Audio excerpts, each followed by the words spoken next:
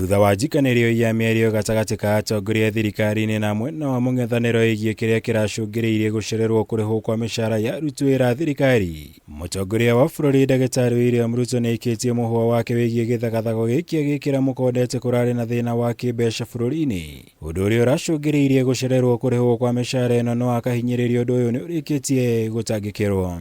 I know we had an issue of delayed salaries, which is somebody said it is the first time that we are having delayed salaries.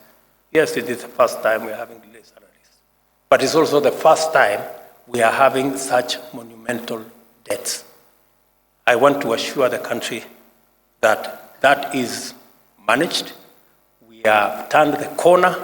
Akĩaria hĩndĩ ya kĩgomano gĩa kũnyabara ũigĩrĩrĩki wa aruti wĩra mũingĩ, mũtongoria wa bũrũri ona kũrĩ ũguo augĩte gũtirĩ hĩndĩ thirikari ĩgetĩkĩra kuoya ngombo kuma na nja nĩguo kũrĩha mĩcara ya aruti wĩra ayo, makĩria kuona ngombo ici nĩcio ikinyithĩtie bũrũri harĩa ũrĩ kuona rĩu no nginya ciambĩrĩrie kũrĩhĩrwo.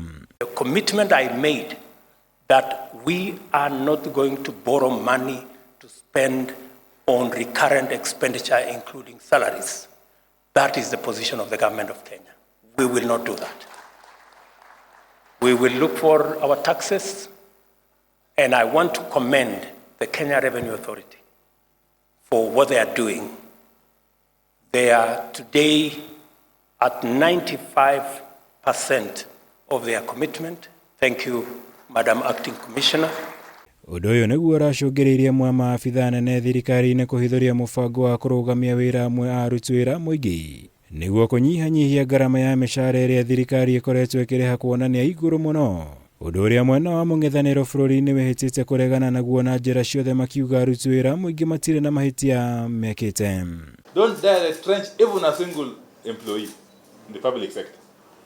We want to assure all employees in the public sector that we shall stand with them. They cannot be sacrificed. They cannot be turned into sacrificial lambs at the altar of wanton corruption and misappropriation of public resources by this regime.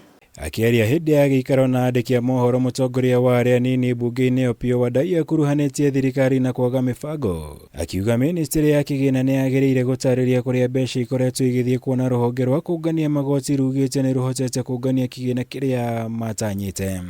If KRA has met its revenue targets, why haven't you paid salaries to your workers?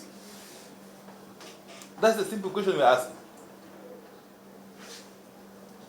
And if it is true the KRA has collected the money and remitted it to the exchequer, then the National Treasury must tell us where the money has gone.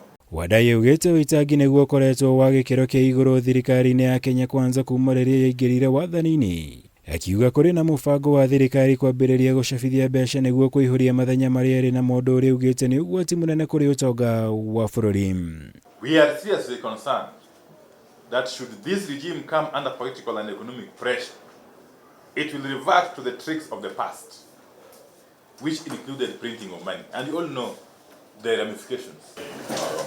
Ngĩribotera Kameme TV, njĩtagwo Mwaura wa Gunyama.